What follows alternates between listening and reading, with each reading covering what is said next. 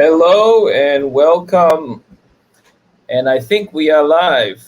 Okay. Good evening, everyone, and thank you for joining us. Good evening. Good evening. Hello, Aizuddin Muhammad. Welcome. Hello, Brunei Tan. Hello, Vinex Tan. Welcome. Welcome. Just doing a mic test. Can anyone, just let me know that you can hear me fine? Check one, check two. Okay. Now, those who are we'll just let the rest of the audience to join us. So please feel free to like, subscribe, and also feel free to share this with your friends, right? So tag your friends, get them to join if they're interested in this topic, right? So this is tonight we're going to talk about Bitcoin, obviously, and we talk a lot about Bitcoin. And tonight we're going to talk about Paul Tudor Jones and his analysis on the situation, right? Okay, hello, Alex. Yes, fantastic. You can hear me. Thank you. Welcome. Welcome. Okay. Okay, cool. Brunei Tan, you can also hear me. Fantastic. Okay. So look, today I'm flying solo and I'm gonna be going through my presentation. And obviously, as I go through it, feel free to throw in any questions in the comment section. Just put it in, and I'll put it up onto the screen, and then we can go through it and talk about it. Okay, thank you, Aizuddin. Good, you can hear me. Fantastic. Okay, feel free to tag your friends, right? Like, subscribe, right? We can always use more viewers. Welcome, welcome. Okay, so tonight is gonna be another interesting night. We're gonna talk about Bitcoin.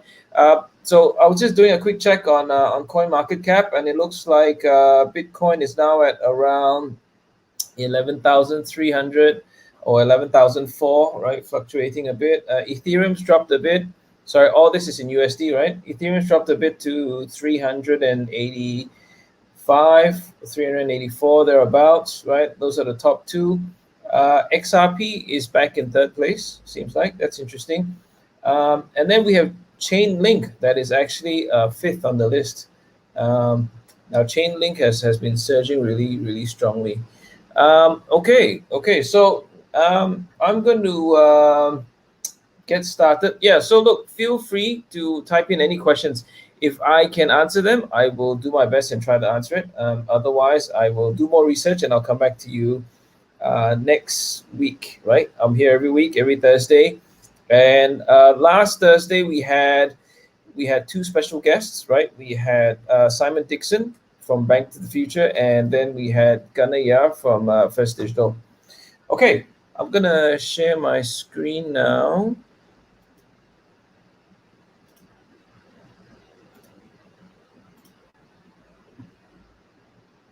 Okay, cool. Let me present. Okay, so first up, let me go through this. Now, I am not a financial advisor, so whatever we talk about tonight is for informational purposes only. I'm only here to share what I have read and what I've learned, and hopefully simplify it and sort of share with everyone. So this is not financial advice. Do not take this as financial advice. And if you are going to make any financial decisions, please consult your professional financial advisor, okay? Because I'm not one. All right, so that's out of the way. Let's move on. Okay, so how many of you have actually heard of Paul Tudor Jones? Does anyone know who Paul Tudor Jones is? For those of you who don't know, for those of you who are our regular followers, Paul Tudor Jones is actually, he's pretty legendary. And Benny, right, our guru, our technical guru, Benny, he actually, he's a big fan of Paul Tudor Jones, right? So Paul Tudor Jones was really, he came to fame back in the 70s when he actually predicted the market crash. And he actually made a ton of money, back in the 80s. There's a book called Market Wizards, right? And he's one of the original 13 market wizards, right? So he's also the seventh highest ranking hedge fund manager, according to Forbes. And his Tudor Investment Corp manages approximately $38.4 billion, right? What else? So he apparently personally bought some Bitcoin in 2017, and he doubled his money after after he sold it near the top. Right, so he's pretty legendary, and as you can see from the picture, Paul's a seasoned player in the game, and he's been around for a very long time. So he has recently announced that he has allocated single-digit allocation, so 1 to 2% of the portfolios that he manages into Bitcoin. Hi Ken, welcome. Thanks for joining us. Okay, so now, so Paul Tudor Jones talks about this thing called the Great Monetary Inflation, right? The GMI, right? And what is the GMI, right? So we wanna know about what GMI is. So in every country there are different definitions for what money is, right? So if you study economics, and there are probably a lot of economic gurus out there who's watching, you've got the M0, the M1, M2, M3, and so on and so forth. Now, different central banks have different definitions for each of these monies, right? The M0s through to the M1s, M2s, M3s, okay? So here is a chart where we look at the US monetary supply of M2, right? Now, if you can see here where that sharp like skyrocket is, that's in 2020, right? That's the very recent. So what that shows us, hi Daniel, welcome Daniel. That shows us the creation of money supply, right? So M2 supply. See that rise. So what is it? So as a response to COVID-19, right? The Great Monetary Inflation, right? Is so I'm just going to quote what he wrote to his investors, right? Is an unprecedented expansion of every form of money, unlike anything the developed world has ever seen. Now, this is coming from a very seasoned investor who's been around for the last 40 years, right? Now, as of February this year, 2020, 6.6% of the global GDP, so that's all the countries in the world, have been magically created through QE. So what's QE? QE is quantitative easing, and it's another fancy word for money creation, right? So money supply has been increased in the US, right? So what does that mean? So that means that 16% of all M2, of all money, right, defined under M2, has been created this year. So all the money supply of M2 of US dollars, 16% of it was just created. Now that's huge. If you think about it, it's like if you had so much money, and then so you have a percentage of the total money supply, right? So all of a sudden, 16% of it has increased. So now, essentially, whatever money you're holding on to, the value has somewhat decreased. Look, this is a very simplified way of explaining, but it's your purchasing power somewhat decreased, right?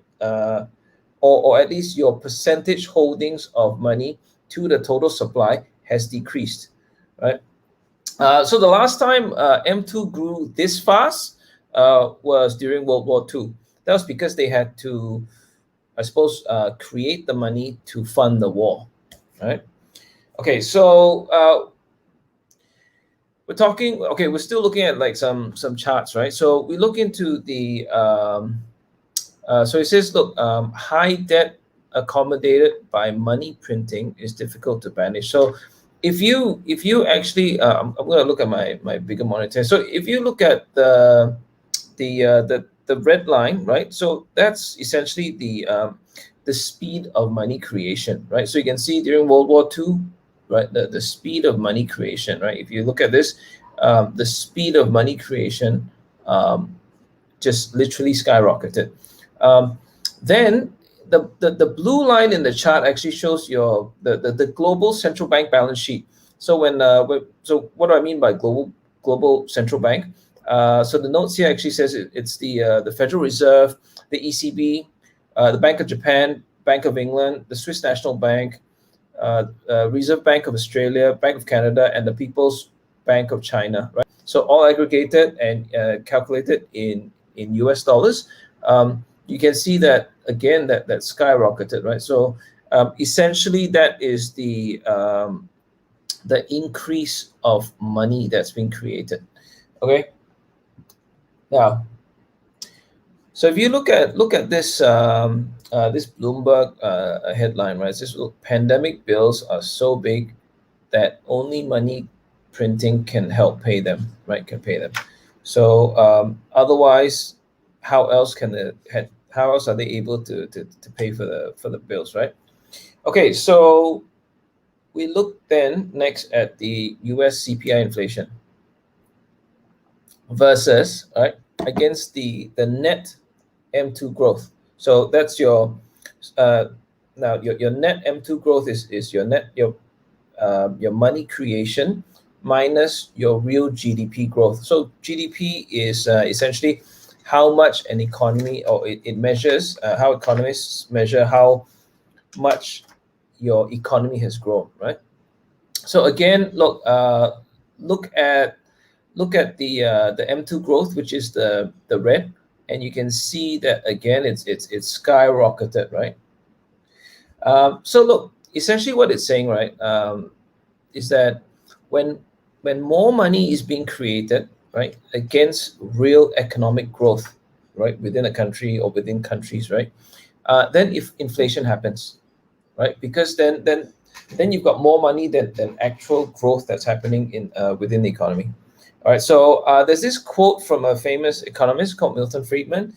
He says, "Inflation is always and everywhere a monetary phenomenon that arises from a more rapid expansion in the quantity of money than in total output." Okay, now this is almost like I'm just going through a very quick economics 101, right? And there's probably a lot more of you who are experts in this. So let's discuss a bit and look at uh, inflation, right? Let's discuss a bit. Now, again, feel free to ask any questions that you might have. Just send it in, and we'll go through it, right? Okay. Now we look at two things. There's the consumer price index, which a lot of you probably read about in the newspaper, right? So, what is the CPI? Right, the consumer price index essentially measures the rate of inflation. So, to make it easy, essentially, how much how much are the prices going up for everyday items like petrol, for food, for clothing, for everyday stuff that you use for rent, right? How quickly are prices going up? Those of you who have lived long enough, you'll say that, oh, teh tarik used to be 50 cents, right? Now it's 1 ringgit 30 or 1 ringgit 20, depending on where you go. Some might say, back then I can get 3 sweets for 10 cents. Now, I can't get anything for 10 cents. So that is essentially what inflation is, right? So the prices getting more and more expensive. So I think the next slide talks. Okay, so this one gives you the formula of the CPI, right? How does the CPI is calculated? And then you talk about the basket of goods.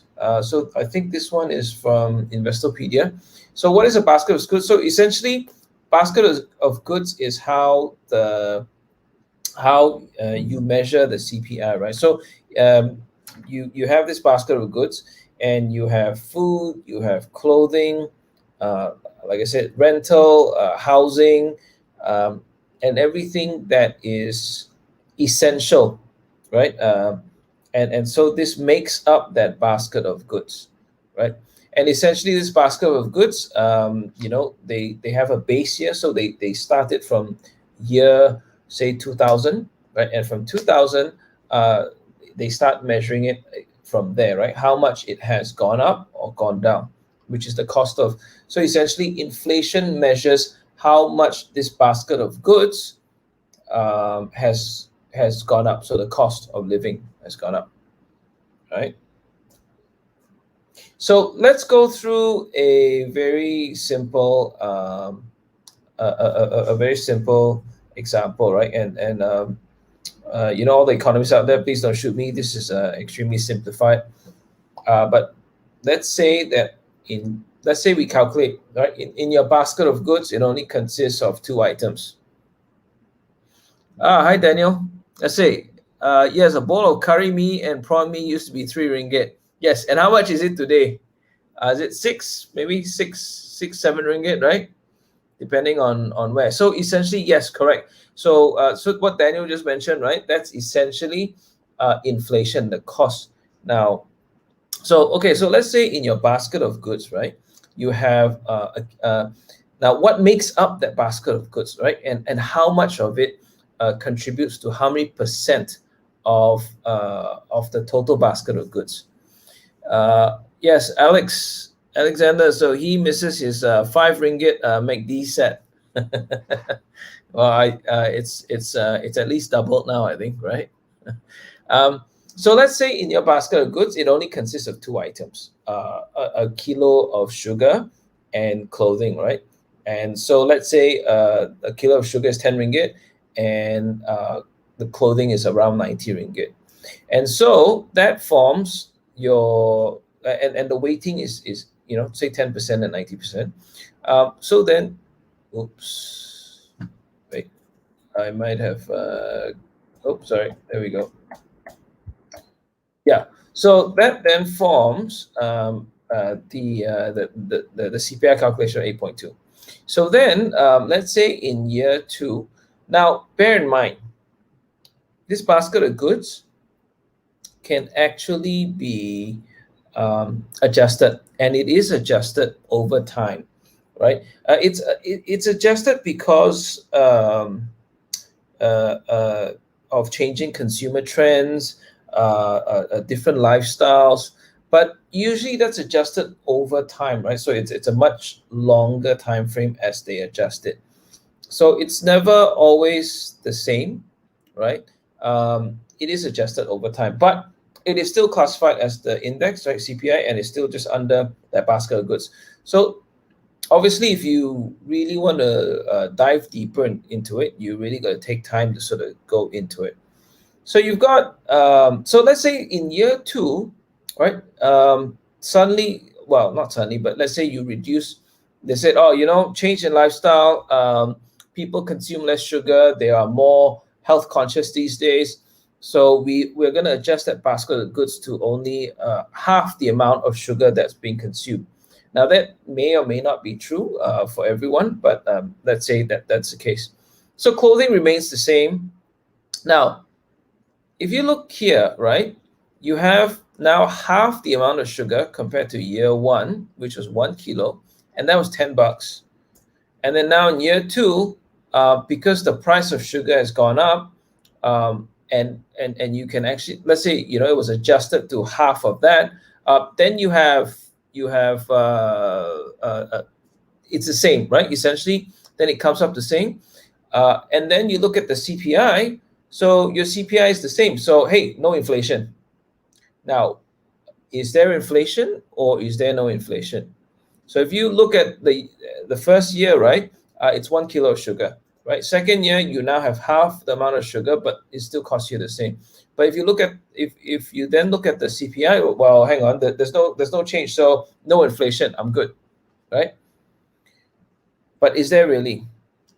Now, here's some interesting things, right? So I just wanted to share. So the parts, you can see 2001 are the blue bars. I'm not sure if you can see from here. And 2016 are the red bars. So you can see that over time, right, the weighting of each item in the basket of goods has changed because of, like I said, the changing consumer trends and lifestyle. So essentially, petrol, medical care, housing, rent, and whatnot. So you can see that it's actually changed over time. What's really interesting is also this, right? So a lot of newspaper, well, this was from Bloomberg. Inflation is actually a lot higher than you think. Now, I'm sure you hear that a lot. You hear it reported in the papers that this year's inflation is at 2% or 3% or whatever it is. But what is the true and what is the real inflation rate? That's something that we should all be aware of. So if you think about it, right, if the reported inflation rate is 2%, right, and you put and let's say you're a saver, you save a lot of money, right, and now you have an okay amount, and you keep that money in a bank's fixed deposit, and you shop around all of KL and all of PJ and everywhere, and you try to find the bank that gives you the best rate, right? Okay, so they make you lock it in for 12 months, and they said you get 1.75%. You're like, fantastic! I found the bank with the best deal. It's going to give me the highest, the best interest rate, 1.75%. Now, essentially, you are earning 1.75% on the money that you put into the bank, and then the reported inflation rate is 2%. So question then is, are you earning money or are you losing money?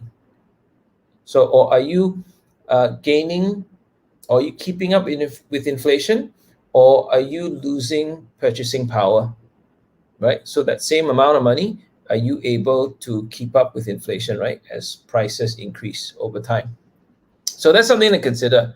Now, of course, there is the reported inflation rate, and then there is the real inflation rate, right? That's why this article is saying, inflation is actually a lot higher than you think. And here's a really funny one, right? I'm going to read it from the other monitor. It says the bias in China is harder to measure because the CPI weighting is a state secret. Now, so it's a state secret. So you're not told what makes up the basket of goods, and you're not told what the weighting is of each item within the basket of goods. So what does that mean? That means it's a black box. You don't know what the makeup of it is. You just know what the reported index is, right? So they'll say, oh, look, it's a 3% inflation rate or it's 2% inflation rate, and you're like, okay, that's not too bad. I'm not losing too much purchasing power. So if you think about it, it's almost your duty, if you want to guard and protect your purchasing power, or at least maintain your purchasing power. Like, you work hard, right? You're doing 12-hour days, you're missing a lot of time with your family and friends and all that, because you're working so hard so that you can earn that money and save it. And then what happens next is that inflation actually eats away at the money that you've saved, right? It actually reduces your purchasing power.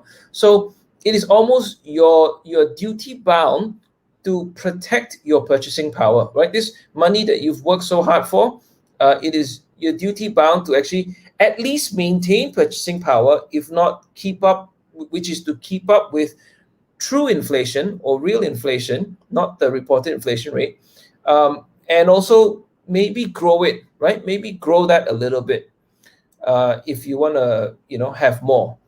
So, but at least the minimum is to at least keep up with inflation rate. Okay, so let's see. Oh, Alexander says nowadays we pay 6 ringgit for a bowl of noodles, and sometimes we only have 2 meatballs in it. Yet they call it meatball soup. All right. So moving on now. Why is the CPI controversial?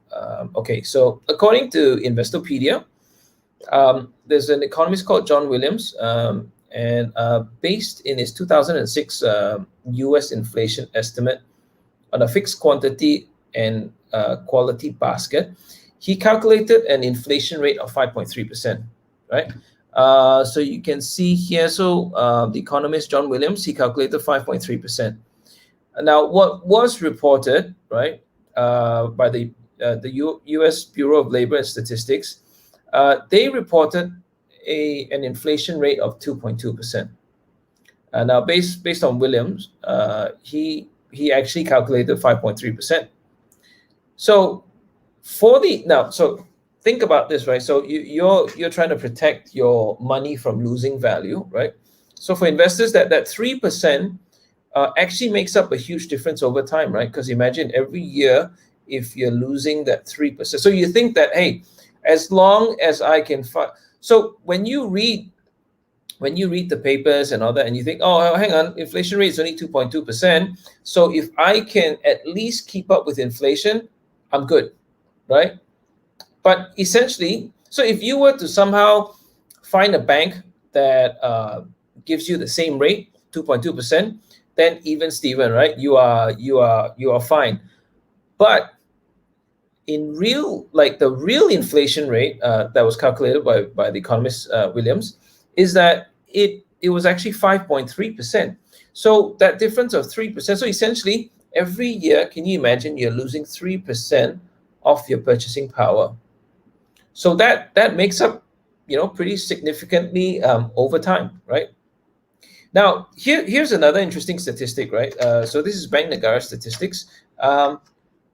About 50% of all the money that is in Malaysia is actually kept in cash and in fixed deposits, right? And whatever the fixed deposit rates are right now. So so this is a funny thing, right? So use it or lose it. So your purchasing power of $100 earned in January 1947, right? Over time, right? This is through July 2017. So assuming that there were no interest rates, the $100 was never invested to keep up with the real inflation rate. Your $100 worth of purchasing power is really in 2017 worth $8.18, and this is based on the reported CPI, right? This is based on a reported CPI and not, for example, like what Williams did, the true inflation rate. So it's really important to understand this concept, right? So there is the official reported inflation rate, and then there is the true inflation rate. That's why, I don't know if many of you feel this, every year you're like, oh, things are so expensive these days, right? Oh my gosh, I can't afford this or I can't afford that because the prices keep going up. Well, that's because that's that's inflation, obviously, right? Prices keep going up. And every time when it comes to yearly reviews, you get your bonus, and then you get your your increase in your what. Then you look at it, you're like, well, hang on, is the increase of my salary keeping up with the true inflation rate? Is it even keeping up with the official inflation rate? It may not be. So then, what do I do? Because let's say the reported inflation rate was 3%, and I got a 2% increase in my salary. What can I do? What can I do then? What are my options so that I can at least keep up with inflation rate, so that I can maintain my current lifestyle, maintain my existing lifestyle, right? So that's something to think about.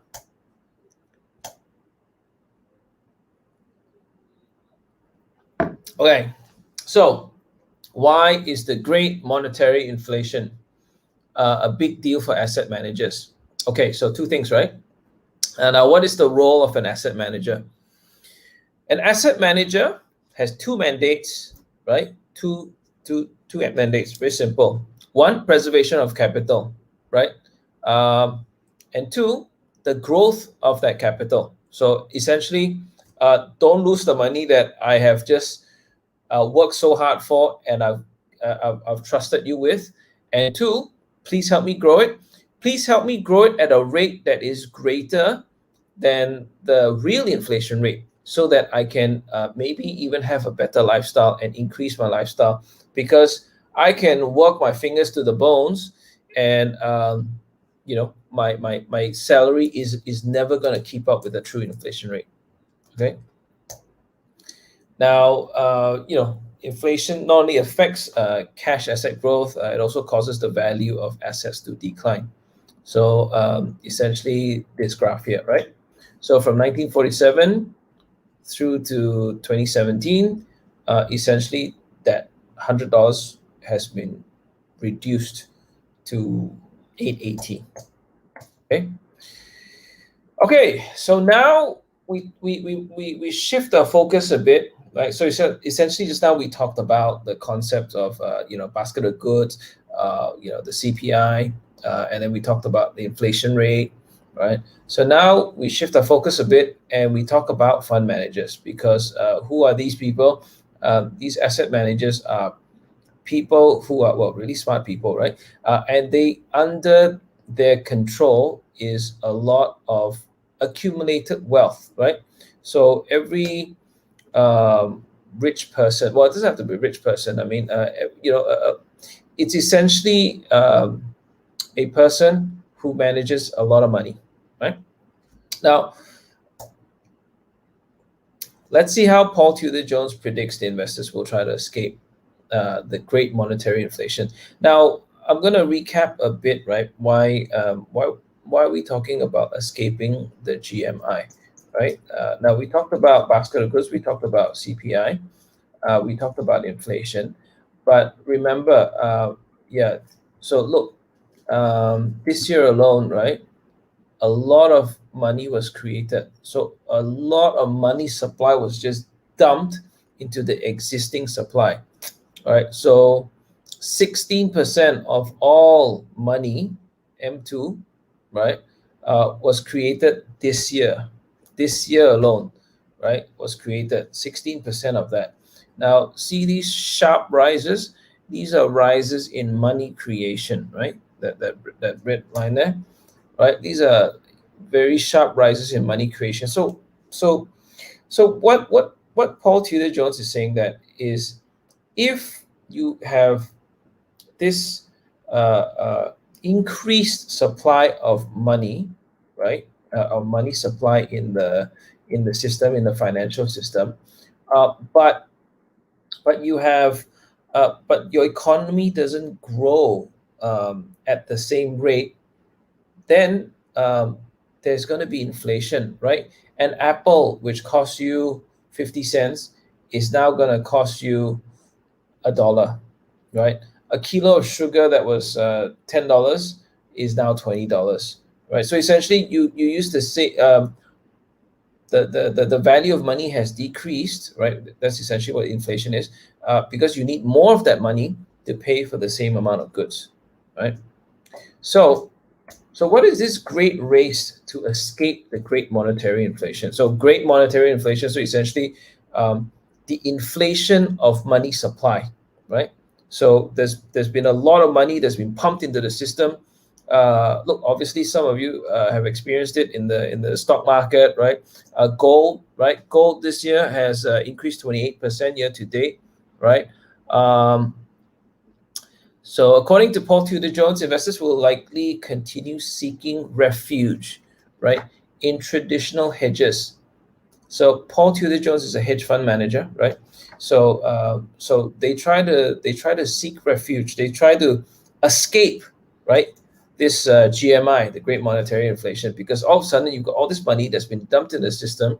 Now you've got these asset managers. Now these asset managers control, like aggregated or accumulated, they control vast sums of money, right? Probably more money than some small countries have. So think about this, right? They have two objectives: don't lose your money, and they gotta even try to grow your money, because that's their job, right? They need to not lose your money and grow your money.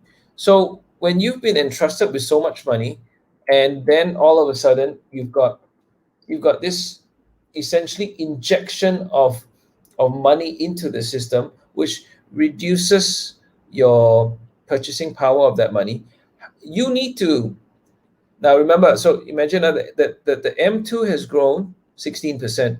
So you now, I mean, we're not saying the inflation rate is going to grow 16%, but you essentially need to not let the money that you currently hold have a reduction in the purchasing power. So you now need to grow it in line with the monetary inflation or more, because you need to grow that money.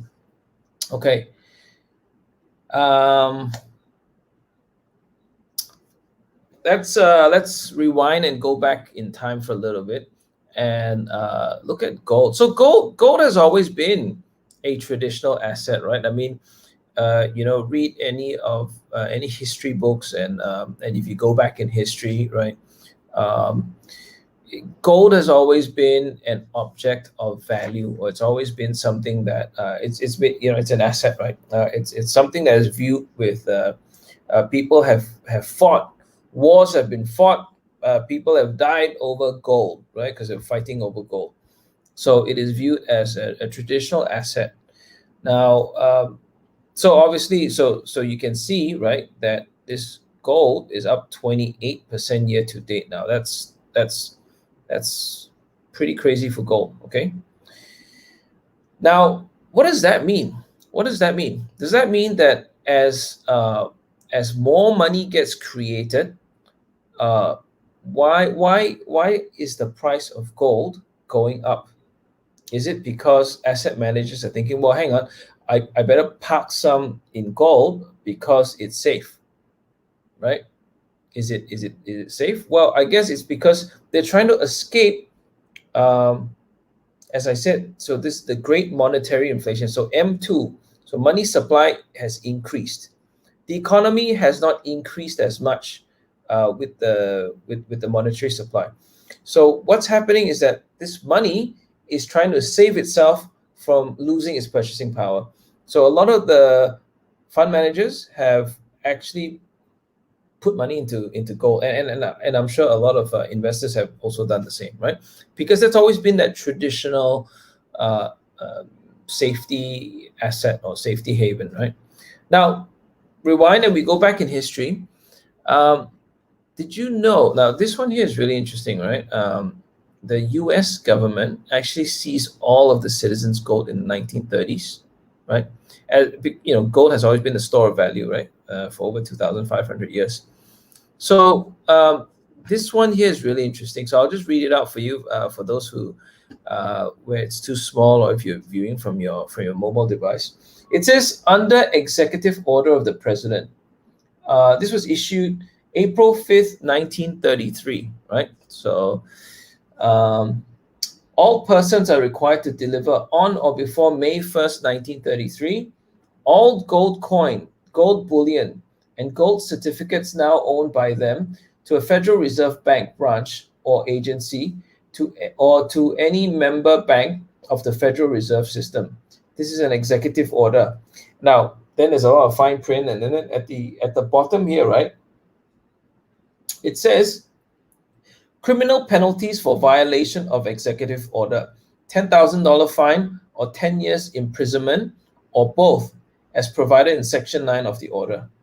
So, what happened back then? I mean, what happened in the 1930s? Well, 1929 was the Great Depression, I think, and that was the Great Depression period. Um, and I guess so. Whilst people were, uh, it's a safety haven, right? As a safety asset, as you've seen here, right? People are going to gold. The government has seized gold from its citizens before, right, in the 1930s. I'm not saying it's going to repeat again today, but I'm just saying it's happened in the future, right? In the past, sorry. Doesn't mean that it'll happen again in the future. So, in his letter, um, Jones thinks that Bitcoin may win the inflation race in 10 years, right? And so look, he's got this table here, and I'll read through it. So essentially, this is his store of value scoring, right? So essentially, in his model, what he does is he scores each asset class, and it gives it a score for 1, purchasing power, 2 is trust, 3 is liquidity, and 4 is portability, right? After that, you get a score, and then he also compares that against the market capitalization of that asset, right? So obviously financial assets, right? So I'll just read through this just so that you get a feel. I mean, purchasing power is 90, trust is 65, liquidity is 60, and portability is 60. Okay, so it got a total score of 71, and the market cap is 266. That's million. So is it trillion? Yeah, so it's 266 trillion, right? Cash, purchasing power of 5, so that's pretty low. Trust is 60. Liquidity is 90. Obviously, it's cash, right? Portability is 80. Total score of 54, and the market capitalization of 39 trillion. Might be, yeah. Oh, yeah. So then you've got gold. Again, purchasing power 70, trust 85, liquidity of 45, right? Because gold isn't very transportable unless you're talking about gold coins, right? But for those who are a little bit better off, imagine trying to carry gold bars across borders, right? Good luck with that. And then you've got so it's got a total score of 62. Then you look at Bitcoin. Now this is Paul Tudor Jones's scoring, right? So I may or may not agree with his scoring with his scoring, right? Purchasing power of 50. Okay, look, fair. Trust is 5. Look, that's fair because not many people understand what the Bitcoin blockchain is, or what the Bitcoin movement does, or or its underlying technology, or its governance protocol, and how it allows for it to be a decentralized asset, right? That no one can control. Well, they could if they had a lot of resources to waste. Liquidity is 50, and portability is 80. So portability is as high as cash. This part I probably would score Bitcoin much higher, right? Because essentially you just got to memorize 24 phrase words in your head, and you can cross any borders you need to.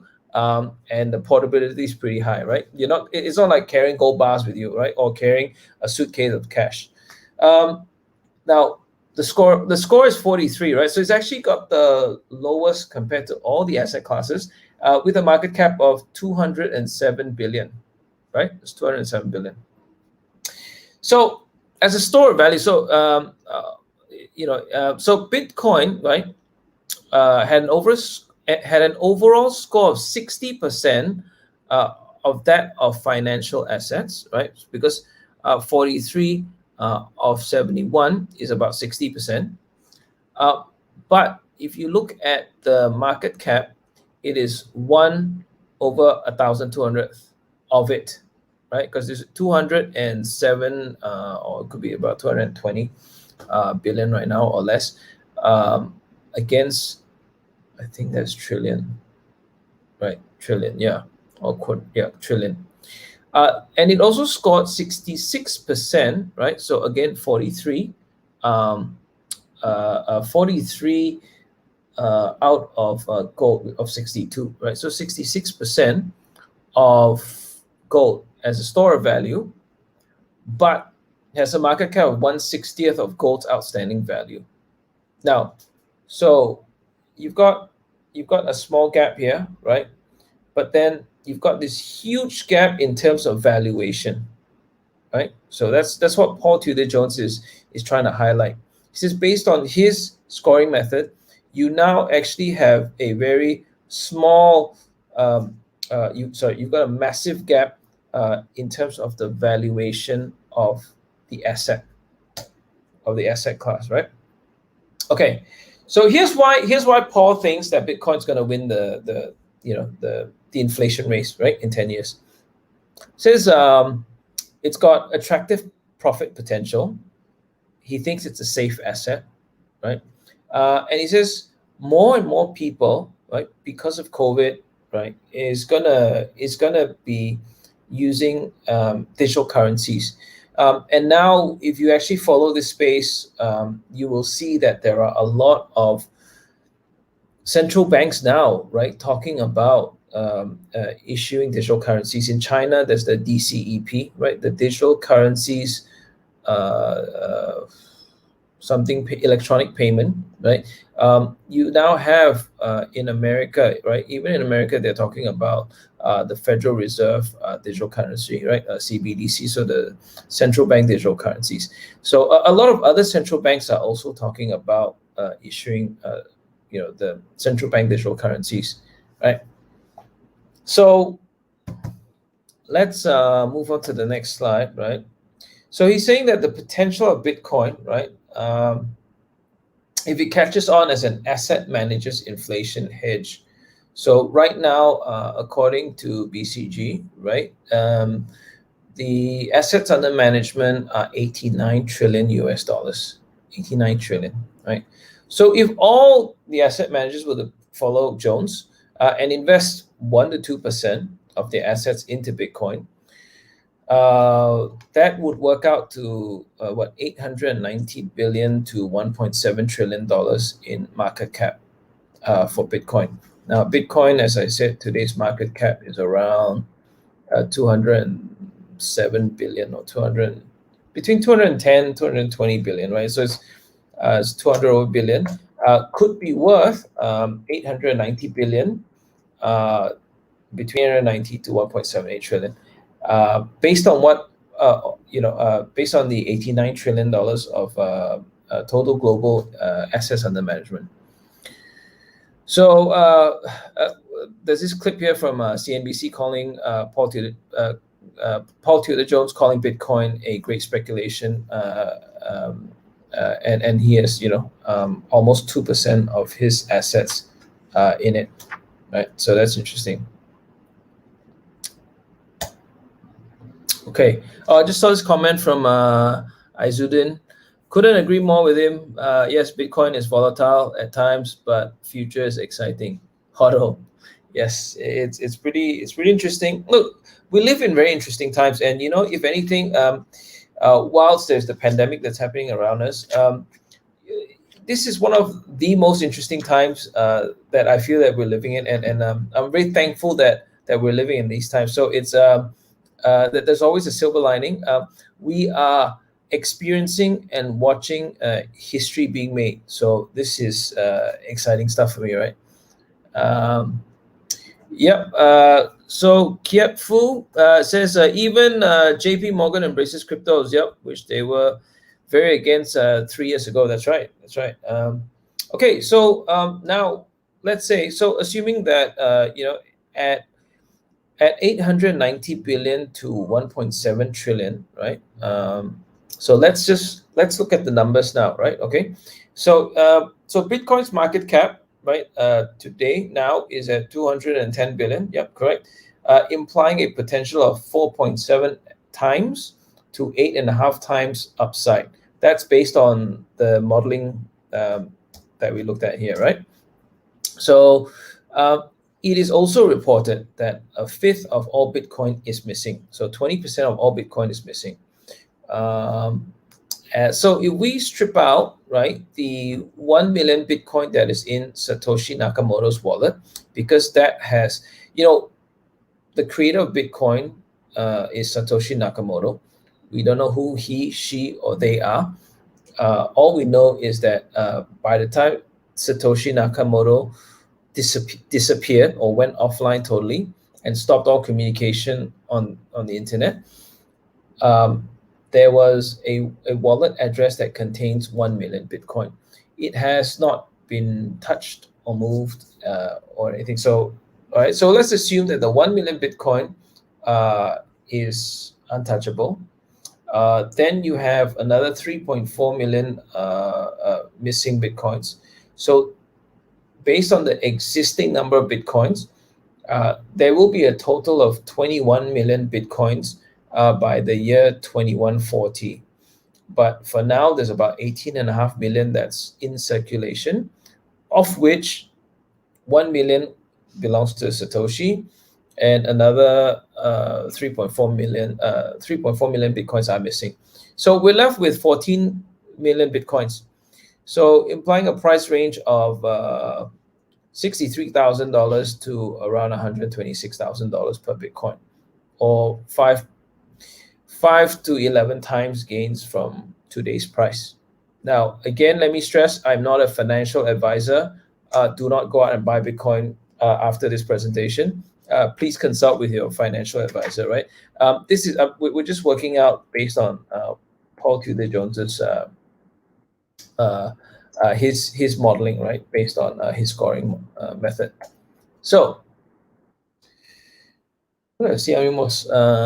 Okay, so look, based on this, so Paul. Okay, so I'll just read out the quote from Paul. Right, it says, "Bitcoin reminds me of gold when I first got in the business in 1976."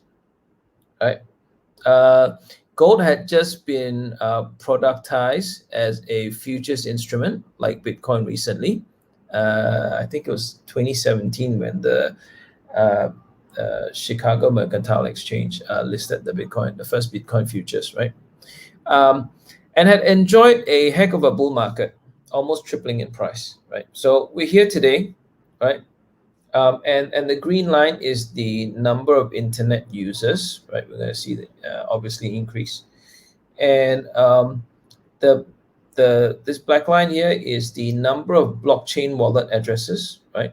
So, and we're here in 2020, so we can only see a projected growth, right? So yep. So obviously, as we're talking about digital currencies, is this what introduction to Facebook Libra, right? Facebook tried to come up with a digital currency, which pegged to the USD, and China's DCEP, right, pegged to the Chinese yuan, will make virtual digital wallets a commonplace tool for the world, right? It's coming. I mean, even now, we use our GrabPay, our Touch and Go wallet, right? We pay for stuff through our wallet, but this is a very interesting space. I mean, this is evolving as we speak. So, just watch. So obviously, we don't know what the future is going to look like, and none of us do. But based on Paul's analysis, this is what he sees as coming, and therefore he's going to hedge against it, and he has allocated X% or up to 2% of the portfolio that he's managing into Bitcoin, right? And it says will make the understanding and utility and ease of ownership of Bitcoin a much more commonplace option than it is today. So essentially, just like the internet was back in the early 90s, right? There were a lot smaller community, much less usage, and a lot less use cases. Look at where we are today, right? We cannot survive without the internet, right? You get the chills, right, when you don't have a connection to the internet. So it's coming, right? So look, I think we're at the last slide, and then and quite in time as well. So it says here, look, Jones says, look, bull markets are built on an ever-expanding universe of buyers, right? And you can see, look, as Kiet mentioned, right, JP Morgan now banking for Bitcoin exchanges, Coinbase and Gemini. For those who don't know, Gemini is owned by the Winklevoss brothers, and the Winklevoss brothers were the original financiers or the partners of Facebook, right? Then actually it's quite a clever play, right? So they called their company Gemini, and then Facebook called its cryptocurrency Libra, right? Okay, so Financial Times flagship Renaissance fund dabbles with Bitcoin. And this Bloomberg one, I think I saw this yesterday. Fidelity, right, launches inaugural Bitcoin fund for wealthy investors. So I don't know if you can see this, but okay, so this is the largest asset management companies worldwide as of March 2019, right? So this is in trillions of dollars in US dollars. The ones that have been highlighted green here, so you've got Fidelity, and you've got JP Morgan, right? So combined, they both manage $4.8 trillion, which puts them at number three, actually, right? So $4.8 trillion if you combine the both of them, and they're both into Bitcoin now. So look, they're coming. It will continue to come as more and more asset managers understand what Bitcoin is, as what they as they unravel the mystery that is Bitcoin, right? As they figure out the governance mechanism of Bitcoin and what protects it and what gives it value, right? So I think that concludes the presentation tonight. I don't have any more slides, but what I will do is there's a question from Nicholas Hong. Okay, welcome, Nicholas. Good to see you. Quick question: what do you think of potential of XRP Ripple? Look, so if I were to dive a little bit deeper, I guess one of the things that actually gives Ripple, Bitcoin value is the fact that Bitcoin is not controlled by any one central bank. Nobody controls it. No one entity has a monopoly over it. It is essentially a public good, and it is designed. The government's protocol has been designed in such a way where no one person can control nor shut it down. So that is one of the things that actually gives it value. Now, Ripple, on the other hand, or XRP, it's actually run by a company. Now, there's no, I'm not saying that it's not going to succeed. I guess what Ripple will need to do is to find use cases. And I know, essentially what Ripple is trying to do is to replace the existing SWIFT system, right? Where you transfer money between banks and across borders. So as I understand it, XRP's goal is that, right? They're trying to be the next SWIFT system, or they're trying to replace the SWIFT system. So obviously there will be value if they succeed in that. But it's a different a different view. Whereas with Bitcoin, Bitcoin is something that nobody controls, and therefore everybody values. So there is value in that because it is independent, because of its independence. Okay, so Maya Smith, wonder if Facebook Libra will be the advertising currency that Facebook will adopt. That's interesting. That means anyone that wants to advertise on Facebook will have to pay in Libra. Digital spend has increased exponentially during COVID. Yeah, that's an interesting point. Possibly, it may be that instead of paying in whatever dollars. Look, the other thing that I suppose that where I think Facebook was trying to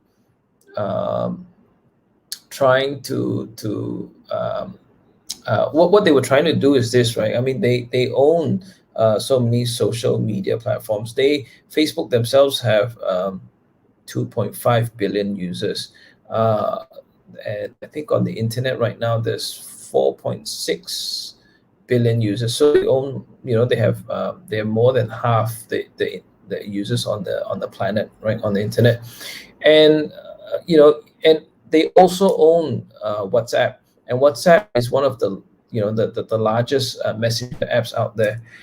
Can you imagine? So essentially, it's like what the WeChat Pay and all that is, right? So imagine if you were able to pay anyone via messaging, right, through your WhatsApp. So that's what I guess that's what Facebook's doing. Yeah. So look, I think on the dot, it's 9 p.m. I look. Thank you all for joining us. There's Christine has a question. I'll take this question. Um, no one controls. Does that mean that no one is responsible for your money? Somewhat, Christine. You are responsible for your money. So essentially, you control what's known as the private key. So you control the password, or think of it as your PIN number, allows you to spend that money on the digital ledger, on the distributed ledger. So it's like having your username and password when you log into your Maybank to you or whatever. You go on, and then you can use that you can then send money to someone else, right? Essentially, you control your money by holding on to what's known as your private key. Think of that as your PIN code or as your password. But when I say no one controls, as in, for example, let's say you were a gazillionaire, and then you went to the bank and you wanted to withdraw, I don't know, $1 million in cash. It'll be quite difficult to do so, right? First, one, they probably don't have enough cash, and two, they'll ask you a bunch of questions, and they will. I mean, look, obviously that's required, right? Because you gotta. They want to know what you're gonna do with your money.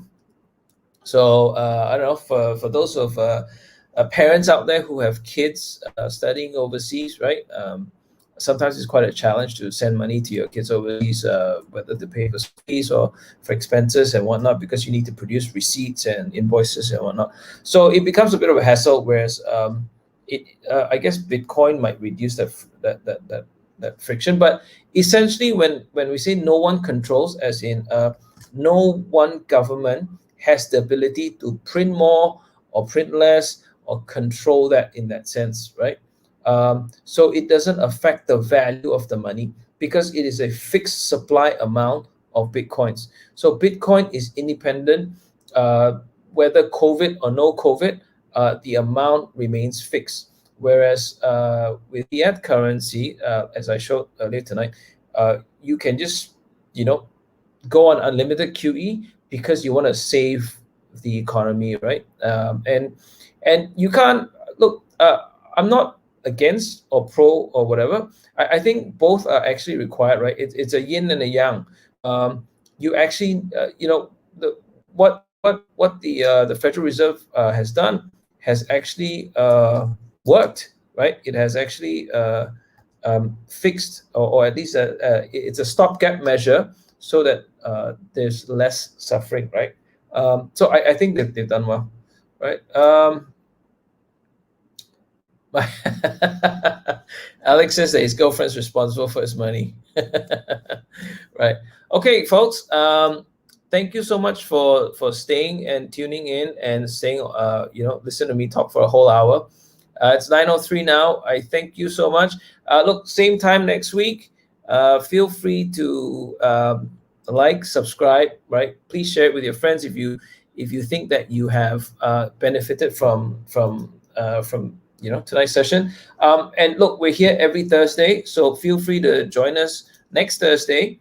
I'm actually trying to get a guest for next Thursday, so we'll see how that goes. If not, I'll be here. Loy Tai Young, thanks for joining. Christine, thanks for joining. Everyone else who's listening, thank you so much. I hope you have a great night and a nice evening. We will see you next week, same time. All right. Good night. Thanks. Bye.